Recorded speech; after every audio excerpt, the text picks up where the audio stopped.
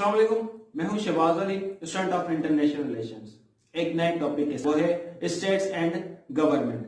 ठीक है, इस टॉपिक से रिलेटेड टोटल 5 टॉपिक्स हैं जिस पे हम डिस्कस करेंगे और उस पे हम 5 वीडियोस बनाएंगे और इस पे एक एक करके हम टॉपिक को डिस्कस करेंगे और डिफाइन करेंगे। सबसे पहले स्टेट्स को डिफाइन करेंगे, स्टेट्स की डेफिनेशन को डिफाइन करेंगे और स्टेट को हम अंडरस्टैंड करेंगे। ठीक है, फिर उसके बाद है स्टेट्स एंड नेशन। ठीक है, इसको कंपेयर करेंगे, स्टेट्स और नेशन में क्या फर्क है, उनका डिफरेंस देखेंगे। ठीक है, और इसको हम डिफाइन करेंगे और इन दोनों को हम अंडरस्टैंड करेंगे कि स्टेट्स और नेशन क्या होता है। ठीक है, फिर थर्ड इवोल्यूशन ऑफ स्टेट्स, हम स्टेट्स की इवोल्यूशन को डिफाइन करेंगे, अंडरस्टैंड करेंगे, उस पर बात करेंगे, उसको डिस्कस करेंगे। ठीक है, एंड फोर्थ हमारे पास है गवर्नमेंट को डिफाइन करेंगे, गवर्नमेंट को डिस्कस करेंगे और गवर्नमेंट के बारे में हम बात करेंगे। ठीक है, और फिर जो हमारा टॉपिक होगा, लास्ट टॉपिक होगा, वो है challenges of the states, challenges to the states. States को कौन से चैलेंज दरपेश होते हैं, कौन से चैलेंजेस को फेस करना पड़ता है। ठीक है, तो इस 5 हमारे पास ये 5 टॉपिक्स हैं और मेन जो हमारा टॉपिक है वो है स्टेट्स एंड गवर्नमेंट। तो आज की इस वीडियो में हम जो है स्टेट्स को डिफाइन करेंगे, स्टेट्स को अंडरस्टैंड करेंगे कि स्टेट क्या होती है। तो कभी आपने इंटरनेशनली ट्रेवल किया होगा, ठीक है, तो आपके पास जो है आपको हर स्टेप पे आपको अपनी कंट्री की, आपको अपनी स्टेट की, रियासत की याद दिलाई जाएगी।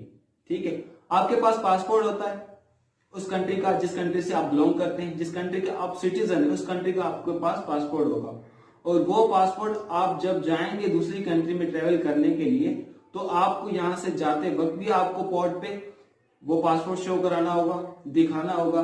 ठीक है, फिर जब आप उस कंट्री से वापस अपने कंट्री वापस आएंगे तो आपको वहां पर भी अपना पासपोर्ट शो कराना होगा, दिखाना होगा। ठीक है, तो कभी कभी आपको जो है जाने से पहले, ट्रेवल करने से पहले, बिफोर ट्रेवलिंग आपको अपना वीजा भी बनवाना होता है। ठीक है, और जब आप जाते हैं किसी कंट्री, अपनी कंट्री से दूसरी कंट्री ट्रेवल करना चाहते हैं, तो आपको पोर्ट पे रोका जाएगा, आपकी चेकिंग करेंगे और आपको जिस कंट्री में आप जाना चाहते हैं उस कंट्री की गवर्नमेंट आपको क्लियर करेगी। ठीक है, जब तक वो कंट्री आपको क्लियर नहीं करती आप वहां पर ट्रेवल नहीं कर सकते, मतलब उस कंट्री में नहीं जा सकते। ठीक है, फिर लिमिट होती है, आप कितने दिन स्टे करेंगे, कितने दिन के लिए जा रहे हैं, कितने दिन आप वो उस कंट्री में स्टे करेंगे। ठीक है, आपको कस्टम कंट्रोल, इमिग्रेशन कंट्रोल, उनकी ऑफिसेस से उनके थ्रू जाना होता है। फिर उसके बाद जिस कंट्री में आप जा रहे हैं उस कंट्री की गवर्नमेंट आपको क्लियर करेगी। ठीक है, क्लियर करने के बाद आप एलिजिबल होंगे उस कंट्री में जाने के लिए। ठीक है, फिर आप इजीली ट्रेवल कर सकते हैं, नहीं तो आप नहीं करेंगे जब तक आपको वो कंट्री, जिस कंट्री में आप जा रहे हैं उस कंट्री की गवर्नमेंट आपको अप्रूव, आपको क्लियर नहीं करती। ये सब कुछ होता है, क्यों होता है? क्योंकि हम जिस दुनिया में रह रहे हैं वो दुनिया एक मतलब छोटे छोटे स्टेट्स में डिवाइडेड है।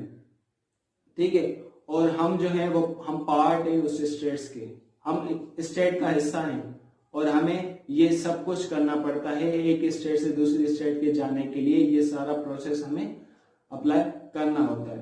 ठीक है, हाँ, अगर आप यूरोपियन यूनियन के मेंबर हैं, ठीक है, आपकी कंट्री जो है यूरोपियन यूनियन की मेंबर है, तो आप यूरोपियन यूनियन की अंडर जितनी भी कंट्रीज आ रही हैं उन कंट्रीज में आप फ्रीली विदाउट वीजा ट्रेवल कर सकते हैं, कोई इशू नहीं है। उनके पास अथॉरिटी होती है दुनिया की टेरिटोरी पे, दुनिया की स्टेट्स पे उनके पास टेरिटोरी होती है और उस स्टेट में, उस टेरिटोरी में जो लोग रहते हैं उनके बाशिंदे, जो रेजिडेंट्स हैं, उनके ऊपर भी उनकी अथॉरिटी होती है और वो मिलके डिसीजंस लेते हैं, बहुत सारे डिसीजन लेते हैं जो कि ग्लोबल सिस्टम को डिफाइन करते हैं, ग्लोबल सिस्टम के नेचर को डिफाइन करते हैं और ग्लोबल सिस्टम की शेप को डिफाइन करते हैं। इस ग्लोबल सिस्टम के लिए भी बहुत सारे डिसीजंस लिए जाते हैं और वो डिसीजंस, ग्लोबल सिस्टम के डिसीजंस कौन लेते हैं? और वो इंडिविजुअल्स होते हैं, कॉर्पोरेशंस होती हैं, इंटरेस्ट ग्रुप होते हैं और वो जगह जहां पे तकरीबन 200 इंडिपेंडेंट स्टेट्स की जो है ग्लोबल सिस्टम में चेंजिंग होती रहती है। ठीक है, और इनके लिए, ग्लोबल सिस्टम के लिए ये जो है डिसीजंस लेती हैं और उनको डिफाइन करती हैं कि ग्लोबल सिस्टम है क्या।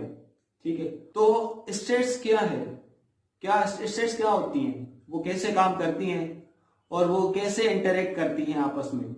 ठीक है, तो ग्लोबल सिस्टम को समझने के लिए हमें ये चीजें समझना जरूरी है कि स्टेट्स क्या है, वो कैसे काम करती हैं और वो कैसे आपस में इंटरेक्ट करती हैं। तो इस चीजों को, ग्लोबल सिस्टम को समझने के लिए हमें जो है इन चीजों को समझना होगा, हमें स्टेट्स को समझना होगा और हमें इनको डिफाइन करना होगा। देखिए, स्टेट को हम सिंपली डिफाइन करते हैं कि स्टेट होती क्या है। तो जब दो या दो से ज्यादा विलेजेस मिलते हैं तो एक तहसील बनती है। ठीक है, फिर इसी तरह जब दो या दो से ज्यादा तहसीलें मिलती हैं तो एक डिस्ट्रिक्ट बनता है। डिस्ट्रिक्ट बन गया, फिर उसके बाद जब दो से ज्यादा डिस्ट्रिक्ट्स बनते हैं तो एक प्रोविंस बनता है। फिर इसी तरह जब दो या दो से ज्यादा प्रोविंस मिलते हैं तो एक स्टेट बनती है। ठीक है, तो पाकिस्तान की 4 प्रोविंसेस हैं, उन चारों प्रोविंसेस को मिला के एक स्टेट बनाई गई थी, जिसको हम पाकिस्तान, जिसको हम रियासत कहते हैं, जिसको हम स्टेट कहते हैं। ठीक है, तो पाकिस्तान के 4 प्रोविंसेस।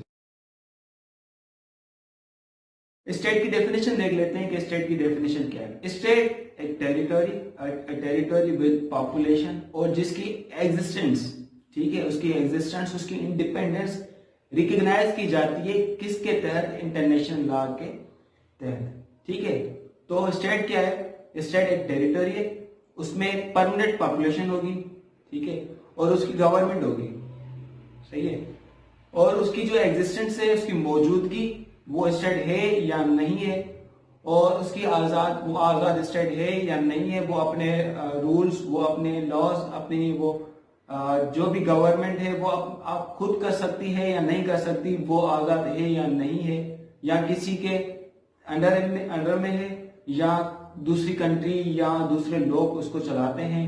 ठीक है, तो वो भी जो रिकग्नाइजेशन है वो भी इंटरनेशनल लॉ के तहत स्टेट के लिए की जाती है।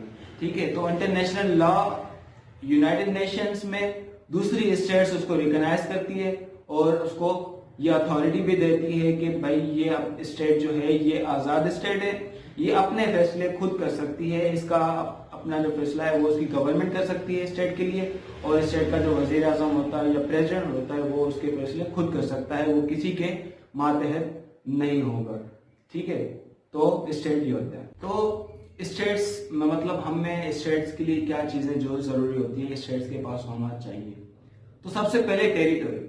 स्टेट्स के पास एक टेरिटरी होती है जो कि उसमें कुछ लोग रहते हैं, पॉपुलेशन। ठीक है, स्टेट की परमानेंट पॉपुलेशन होनी चाहिए जो वहां पे एग्जिस्ट करते हैं।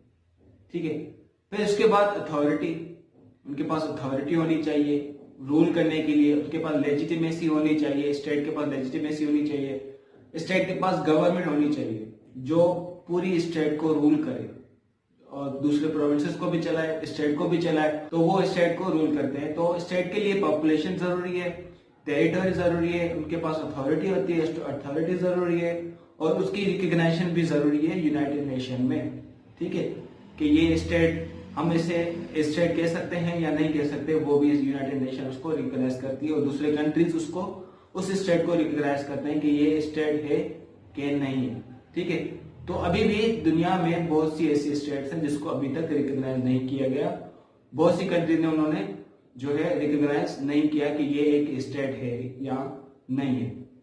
ठीक है, तो स्टेट के लिए रिकॉग्नाइजेशन भी जरूरी होती है, स्टेट के लिए अथॉरिटी होती है, स्टेट के पास अथॉरिटी होती है, उसके पास गवर्नमेंट होती है, लेजिटिमेसी होती है, और उसके पास पॉपुलेशन होती है और टेरिटरी होती है। ये स्टेट की बुनियादी ये जरूरियात होती है और उनकी ये चीजें होती है स्टेट की। तो अब हम समझते हैं कि हाउ स्टेट्स वर्क, स्टेट्स कैसे काम करती है।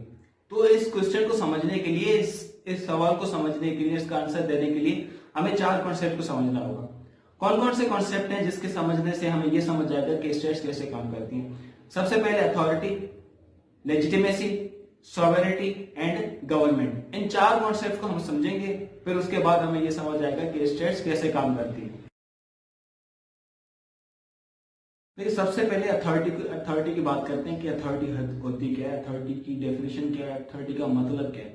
ठीक है, तो अथॉरिटी का मतलब है कि ऐसी पावर, एक ऐसी अथॉरिटी, एक ऐसी पावर जिसको कोई रूल करने का भी राइट हो, ठीक है, और ऑर्डर करने का भी राइट हो, और डिसीजन चेंज करने का, डिसीजन बनाने का, और रूल्स बनाने, लॉज बनाने का भी उसके पास राइट हो।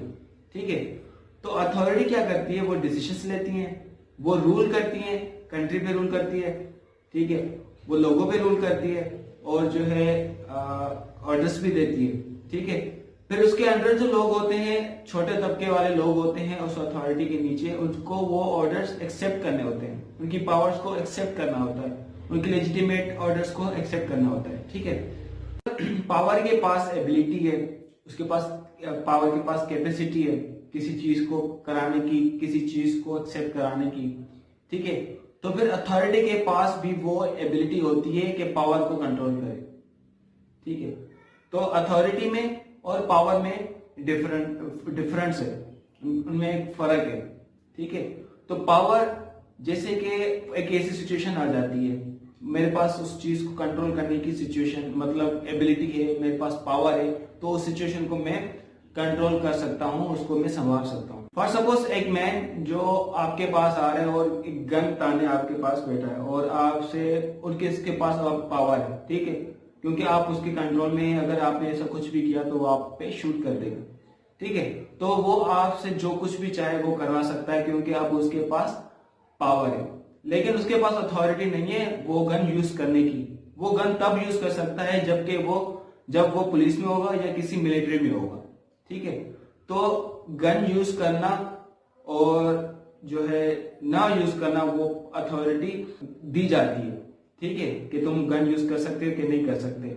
अगर वो शख्स ना पुलिस में ना आर्मी में है, उसके पास कोई अथॉरिटी नहीं है, वो आप पे शूट करे या वो गन यूज कर सकता है। ठीक है, तो जब वो पुलिस में होगा या मिलिट्री में होगा तो वो गन यूज कर सकता है, उसके पास अथॉरिटी होती है। लेकिन वो भी तब यूज करेगी पुलिस वाले भी, अगर आपने कोई ऐसा इलीगल काम किया है तो वो तभी आप पे शूट कर सकते हैं, वरना वो भी नहीं कर सकते, क्योंकि उनके पास ये अथॉरिटी होती है कि आप यूज कर सकते हैं, लेकिन अपनी ड्यूटी के वक्त जब आप अपनी कोई ड्यूटी देंगे, आप अपना कानूनी काम सर अंजाम देंगे, तब आप जो है वो गन यूज इस्तेमाल कर सकते हैं, वरना आप नहीं कर सकते।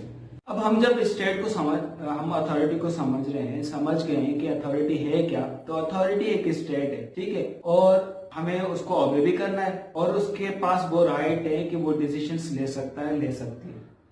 ठीक है, तो हमें उसको ऑबे करना है। तो स्टेट अथॉरिटी क्या है, एक पावर है। ठीक है, जिसके पास वो राइट होता है, वो एक लेजिटिमेट ऑर्डर्स देती है, एक्ट करता है, रूल करती है कंट्री पे। ठीक है, उसके पास वो राइट होता है, वो जो एक्ट चाहे वो कर सकता है। ठीक है, तो ये अथॉरिटी होती है। अब आते हैं लेजिटिमेसी में। लेजिटिमेसी की बात करते हैं कि लेजिटिमेसी क्या होती है, सेकंड है हमारा। चाहते हैं थोड़ा लेजिटिमेसी को समझते हैं कि ये क्या होता है।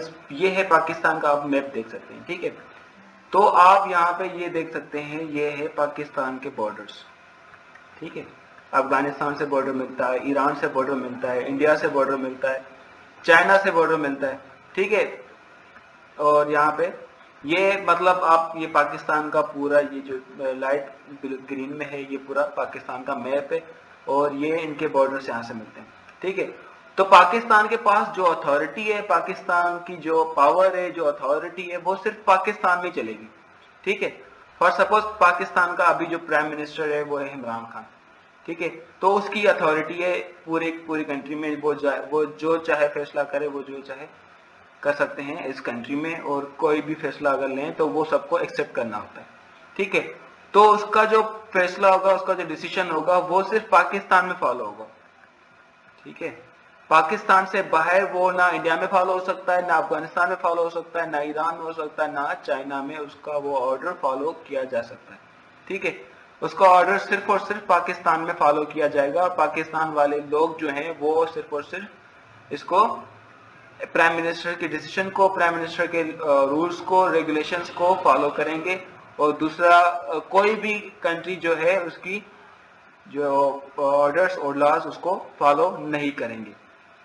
ठीक है, और पाकिस्तान की जो रिकग्नाइजेशन है, उसकी एग्जिस्टेंस है, वो भी रिकग्नाइज की जाती है किसकी तरफ से, लोगों की तरफ से। अब प्राइम मिनिस्टर इमरान खान को कौन लाया, लोग लाए। ठीक है, इलेक्ट होके पाकिस्तान का वजीर आज़म बनाए, और उसको कौन लेके आया है, वो उसको लोग लेके आए और पाकिस्तान की गवर्नमेंट उसको रिकॉग्नाइज करती है और वो उसको राइट देती है कि भाई अब तुम जो हो वो अब प्राइम मिनिस्टर बन चुके हो और तुम जो हो पाकिस्तान का फैसला अब तुम कर सकते हो, पाकिस्तान के फ्यूचर का तुम फैसला कर सकते हो, जो तुम चाहे करना करो, तुम कर सकते हो, तुम्हें कोई रोकने वाला नहीं। ठीक है, तो पाकिस्तान की अथॉरिटी सिर्फ पाकिस्तान में चलेगी, पाकिस्तान के बाहर नहीं चल सकती। ठीक है, मतलब प्राइम मिनिस्टर इमरान खान की जो अथॉरिटी है वो जो रूल्स फॉलो करवाएंगे वो सिर्फ पाकिस्तान में होगा, पाकिस्तान के बाहर नहीं हो सकता।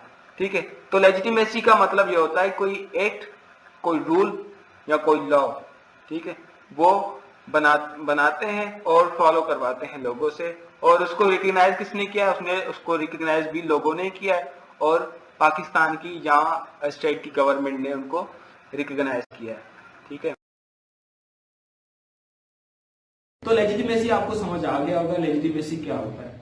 ठीक है, तो डेफिनेशन उसकी क्या है कि recognition that a state right to build authority within its border, कि उसके पास वो राइट है कि वो अपनी जो अथॉरिटी है वो अपने बॉर्डर्स में ही, उसकी विद इन अपने बॉर्डर्स मतलब लिमिट में, बॉर्डर के बाहर जो है अपनी अथॉरिटी यूज नहीं कर सकता। वो अपने ही कंट्री में, अपने ही स्टेट में अपने जो है ऑर्डर्स और डिसीजंस ले सकता है, डिसीजंस फॉलो करवा सकता है।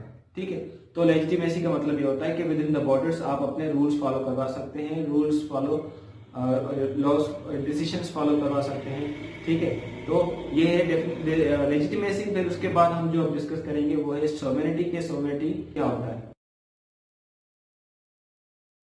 तो सोवेरेनिटी क्या होती है? सोवेरेनिटी का मतलब होता है कि स्टेट्स जो है वो मतलब वो पाबंद नहीं होती किसी भी हायर पॉलिटिकल को जवाब देने के लिए या किसी भी लीगल अथॉरिटी को जवाब देने के लिए। ठीक है, तो क्योंकि वो अपने फैसले खुद करती है, अपने डिसीजंस, अपने लॉज खुद बनाती है, तो वो किसी स्टेट्स को या किसी लीगल अथॉरिटी को जवाब दे नहीं होती। वो जो चाहे अपनी कंट्री में अपने हुदूद में कर सकती है, वो किसी के लिए जवाब दे नहीं होती, क्योंकि वो अपने डिसीजंस खुद बनाती है और उसको प्रैक्टिस भी खुद करती है।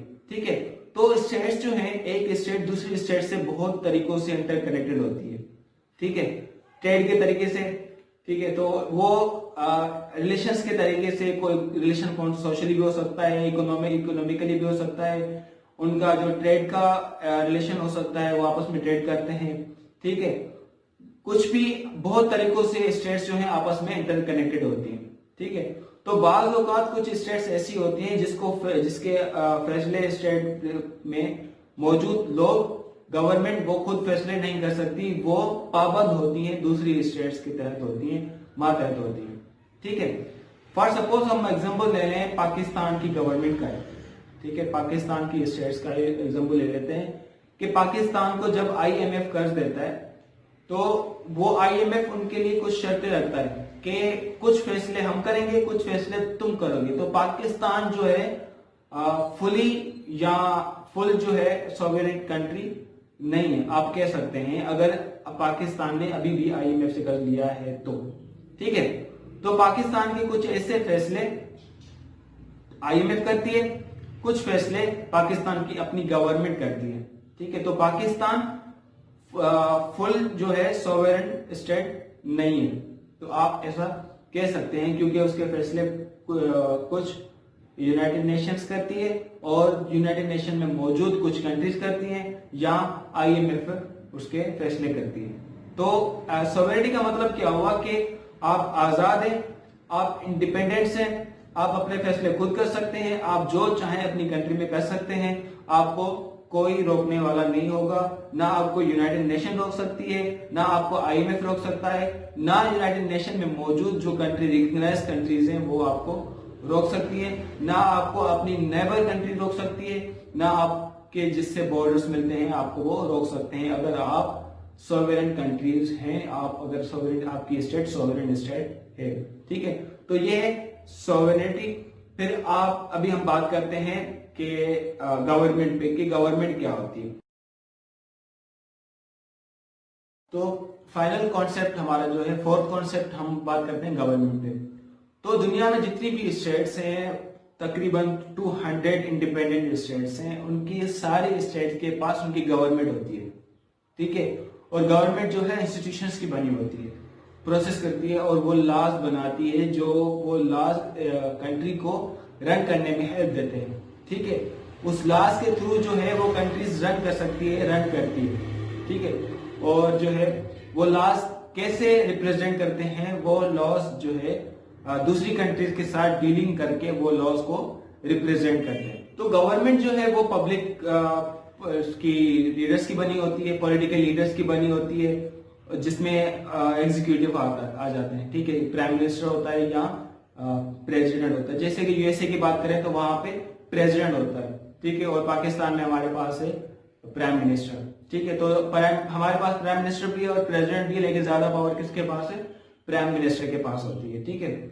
और उसके साथ साथ जो है लेजिस्लेचर्स के मेंबर्स होते हैं गवर्नमेंट में, और जो है हमारे पास कोर्ट्स में जजेस होते हैं, वकील होते हैं, ठीक है। और इनके साथ साथ ब्यूरोक्रेट्स होते हैं जो कि लॉज को इम्प्लीमेंट कराते हैं और पब्लिक पॉलिसी को इम्प्लीमेंट कराते हैं, ठीक है। तो इसका मतलब ये है कि हम गवर्नमेंट को और भी ज्यादा एक्सटेंड कर सकते हैं, क्योंकि इसमें जो पुलिस भी आ जाती है गवर्नमेंट में, ठीक है, और मिलिट्री भी आ जाती है गवर्नमेंट में, और कुछ ऐसे इंस्टीट्यूशंस जहां पे वो पब्लिक से गवर्नमेंट से रिलेट करते हैं, उसमें कुछ जो लोग काम करते हैं वो भी गवर्नमेंट में आ जाते हैं, ठीक है। तो गवर्नमेंट जो है हर कंट्री के पास अपनी अपनी गवर्नमेंट होती है, हर स्टेट के पास अपनी अपनी गवर्नमेंट होती है। दुनिया में तकरीबन 200 स्टेट्स हैं, उन 200 स्टेट्स के पास अपनी अपनी गवर्नमेंट होती है, और उनके अपने लॉज होते हैं, वो खुद अपने लॉज बनाते हैं, और लॉज को कैसे रिप्रेजेंट करते हैं, वो दूसरी कंट्रीज से मतलब डीलिंग करके वो अपने लॉज को रिप्रेजेंट करते हैं, ठीक है। तो हर कंट्री को अब दूसरी स्टेट्स के साथ इंटरकनेक्ट भी होना पड़ता है, क्योंकि अब एक कंट्री अपने तहत मुश्किल से चलती है, लेकिन बहुत मुश्किल से चलती है कि फिर उसको जो है दूसरी कंट्रीज के साथ रिलेशंस रखने होते हैं, ठीक है। तो हमने जो अभी 4 कॉन्सेप्ट जो है स्टेट्स के वो कर लिए, अथॉरिटी, लेजिटिमेसी, सॉवरेनिटी, और उसके साथ साथ आखिर जो हमने किया है वो गवर्नमेंट। तो ये 4 कॉन्सेप्ट है, होप यू अंडरस्टैंड। हम ये 4 कॉन्सेप्ट आपने समझे होंगे। अब कंटिन्यू करते हैं इसके आगे। तो इन चारों क्वालिटीज में से कोई भी एब्सोल्यूट नहीं होती, और ना ही ये डायरेक्टली मेजरेबल होती है, ठीक है। तो स्टेट्स जो है कभी कभी पॉलिटिकल डिस्प्यूट्स में उलझ जाती है और अपने बॉर्डर्स के लिए अनसर्टेनिटी पैदा कर देती है। पॉपुलेशन चेंज होती रहती है, जैसे जैसे लोग बढ़ते रहते हैं पॉपुलेशन बढ़ती रहती है। बॉर्डर क्रॉस करते हैं, एक बॉर्डर से दूसरे बॉर्डर जाते हैं, कंट्री से दूसरे कंट्री जाते हैं।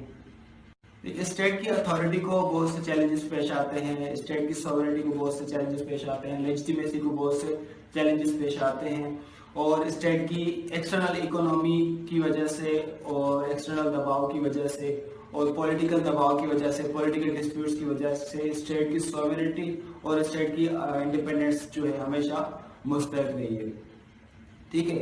और गवर्नमेंट जो है बहुत सी मुख्तलिफ डिफरेंट फॉर्म्स में आती है। बहुत सी गवर्नमेंट का अपने सिटीजन के साथ रिलेशन होता है, और बहुत सी गवर्नमेंट का दूसरी स्टेट्स के साथ जो है रिलेशन होते हैं, ताल्लुकात वो गवर्नमेंट रखती है। लेकिन ये चारों फॉर्म्स जो है स्टेट की, authority, population authority, sovereignty, legitimacy और जो है गवर्नमेंट, ये चारों फॉर्म्स हर स्टेट में होती है और हर स्टेट में पाई जाती है, ठीक है। लेकिन ये ना एब्सोल्यूट होती है और ना ही ये जो है डायरेक्टली मेजरेबल होती है। ये दुनिया में कितनी रियासतें हैं, उनको डिटरमाइन करना, उनको आइडेंटिफाई करना आसान होना चाहिए।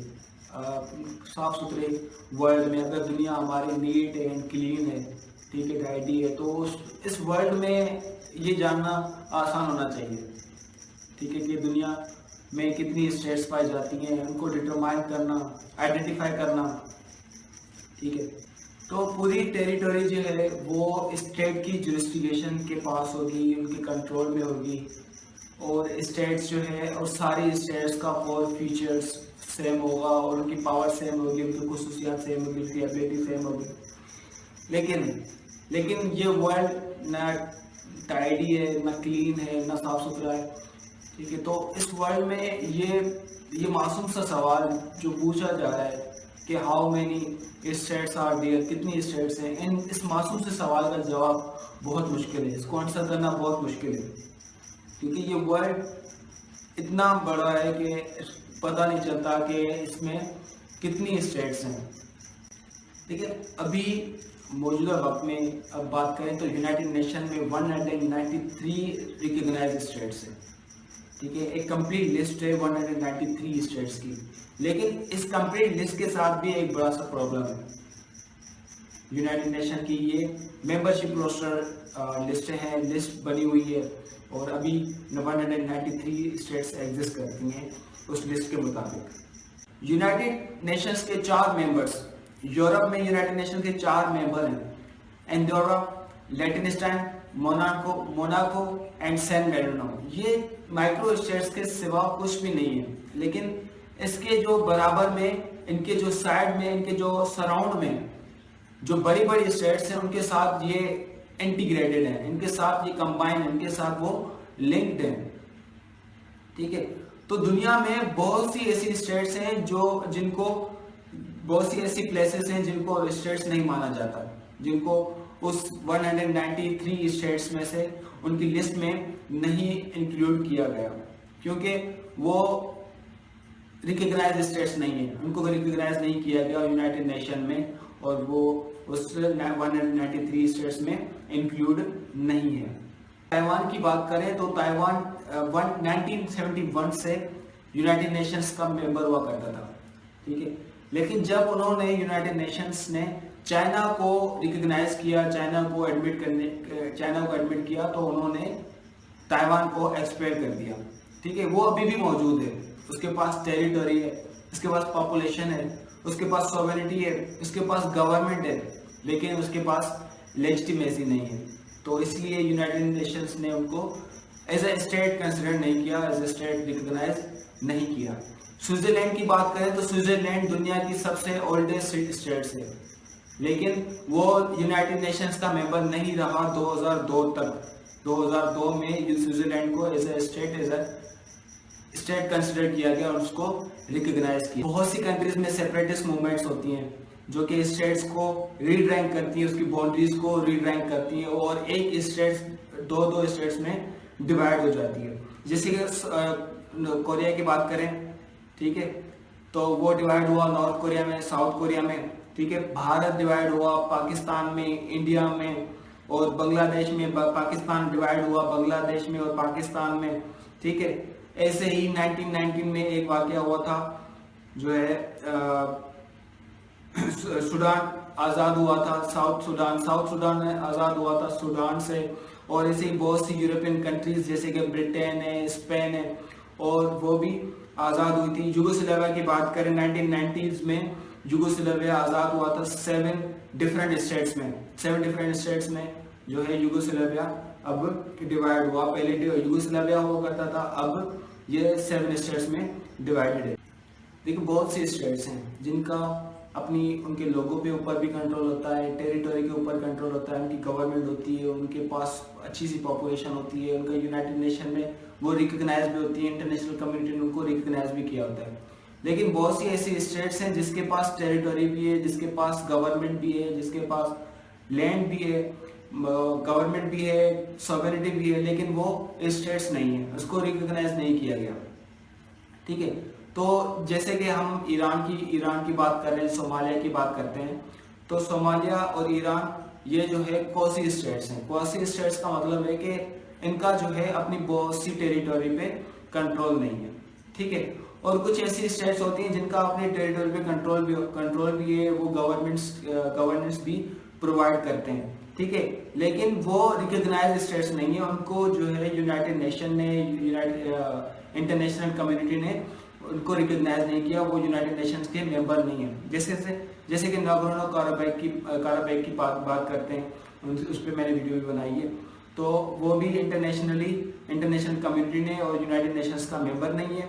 ठीक है, ऐसे ही बहुत सी स्टेट्स हैं जो अभी तक जो यूनाइटेड नेशंस की मेंबर नहीं है और उनको जो है यूनाइटेड इंटरनेशनल कम्युनिटी ने रिकॉग्नाइज नहीं किया। तो जब हम यूनाइटेड नेशंस के रोस्टर मेंबर्स की बात करते हैं, रोस्टर मेंबर्स मतलब 193 स्टेट्स की जब बात करते हैं अफगानिस्तान से लेकर जिम्बाब्वे तक, तो वो जो सारी स्टेट्स हैं वो स्टेट्स की डेफिनेशन सेलेक्ट करती हैं, उनसे मीट करती हैं। जो हमने स्टेट्स की डेफिनेशन देखी थी कि स्टेट के पास टेरिटरी होनी चाहिए, स्टेट के पास परमानेंट पॉपुलेशन होनी चाहिए, स्टेट के पास सॉवरेनिटी होनी चाहिए, स्टेट के पास अथॉरिटी होनी चाहिए, स्टेट के पास लेजिटिमेसी होनी चाहिए। तो 193 स्टेट्स के पास ये सारी चीज़ें अवेलेबल होती हैं, तो इसीलिए हम उसको स्टेट कहते हैं, ठीक है। तो इन स्टेट्स की जो किसी स्टेट की पॉपुलेशन ज़्यादा होती है, डिफरेंट पॉपुलेशन होती है, किसी की ज़्यादा होती है, किसी की कम होती है, किसी की इकोनॉमी ज़्यादा होती है, किसी की इकोनॉमी कम होती है, ठीक है। तो ये डिफरेंट इसमें इन स्टेट्स में पाया जाता है, ठीक है। तो जैसे कि हम लार्जेस्ट पॉपुलेटेड कंट्री की बात करते हैं चाइना, जिसकी पॉपुलेशन है 1.42 बिलियन, ठीक है। फिर उसके बाद आता है इंडिया की पॉपुलेशन है 1.35 बिलियन, ठीक है। तो ये जो है लार्जेस्ट पॉपुलेटेड कंट्री है।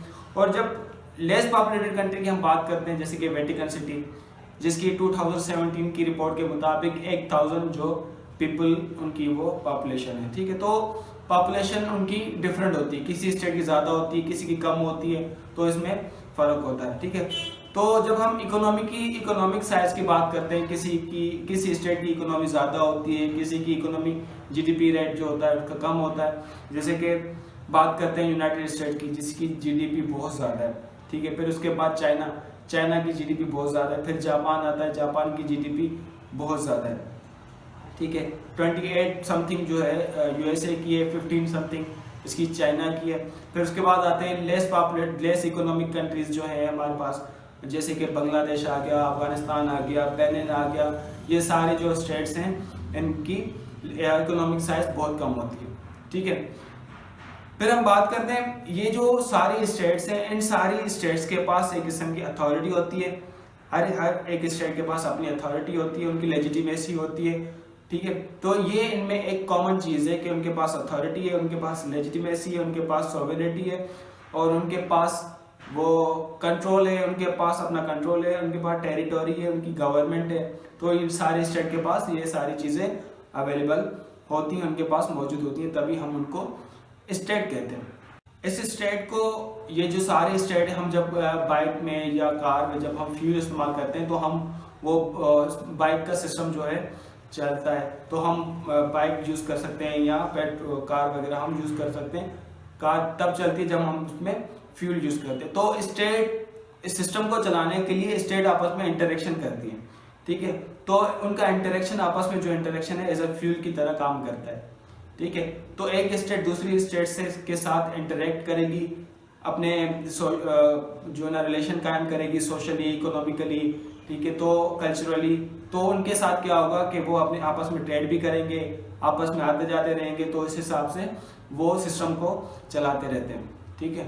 तो एक स्टेट का दूसरी स्टेट के साथ इंटरेक्ट करना भी बहुत ज़रूरी होता है। तो स्टेट्स जो हैं वो एक दूसरे से आइसोलेटेड है, वो ट्रेड करती हैं, वो बिजनेस करती हैं, वो एक दूसरे की स्टेट में इन्वेस्ट करते हैं।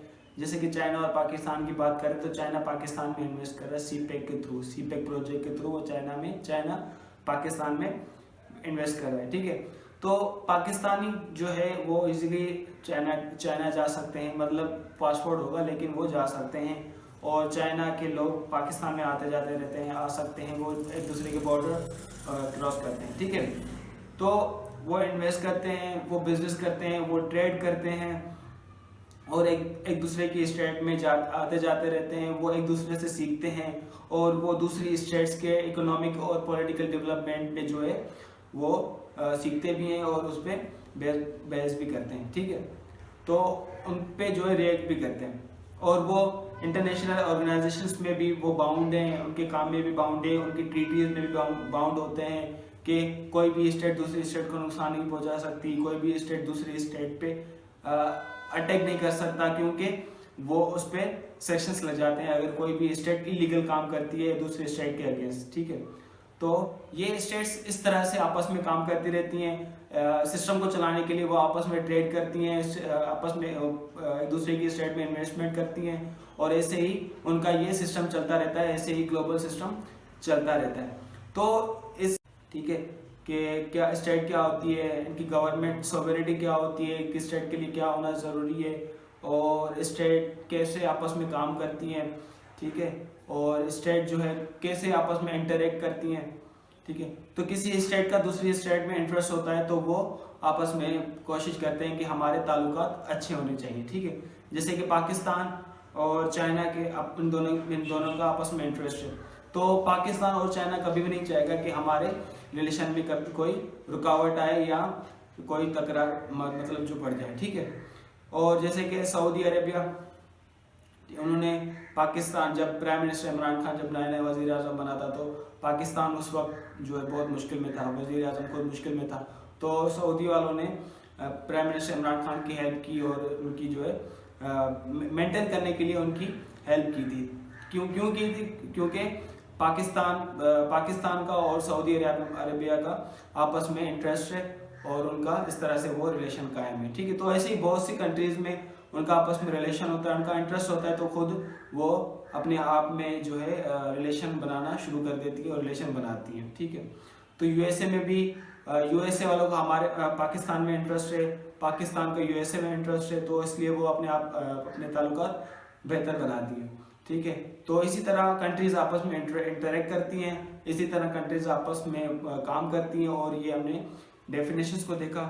तो ये आज का ये मतलब एक वीडियो हमने इस टॉपिक पे बनाई है। फिर उसके बाद हम बात करेंगे स्टेट वर्सेस नेशन, कि स्टेट और नेशन क्या होती है।